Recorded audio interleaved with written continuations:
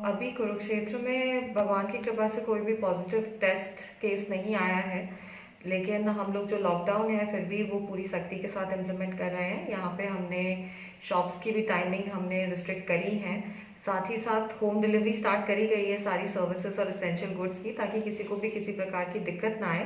पर same time पे जो लॉकडाउन है वो इफेक्टिवली इम्प्लीमेंट हो। अभी तक हम 57 एफआईआर रजिस्टर कर चुके हैं अलग अलग धाराओं के अंतर्गत।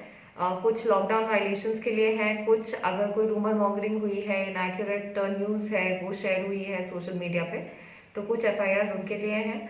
और कुछ एफआईआर हुई हैं जो लिकर का अगर कोई इलीगल मूवमेंट हो रहा है तो उसके लिए पुलिस पूरी तरह से मुस्तैद है। और हम जो सारे नगरवासी हैं उनकी कोऑपरेशन और कोऑर्डिनेशन की मदद से बड़े पीसफुली यहाँ पे जो लॉकडाउन है उसको इम्प्लीमेंट कर पा रहे हैं। जी, क्राइम में ऑब्वियसली थोड़ी गिरावट आई है, क्योंकि जो मूवमेंट है वो काफ़ी रिस्ट्रिक्टेड है।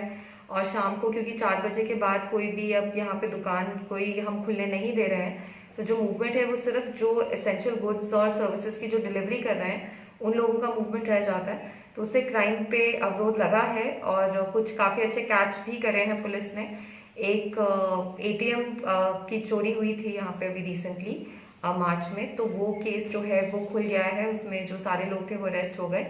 और जो उसमें अक्यूज थे उन्होंने यमुनानगर में भी 2 अटेम्प्टेड एटीएम ब्रेक इन करे थे, और हमारे यहाँ एक सक्सेसफुल करा था और एक अटेम्प्टेड करा था, तो वो पकड़े गए हैं। साथ ही साथ कल आपको जानकारी मैं दे दूं कि एक हमने ट्रक पकड़ा जिसमें रफली 450 किलोज ऑफ पॉपी हस्क और 1.5 किलो अफीम जो है वो बरामद की गई है।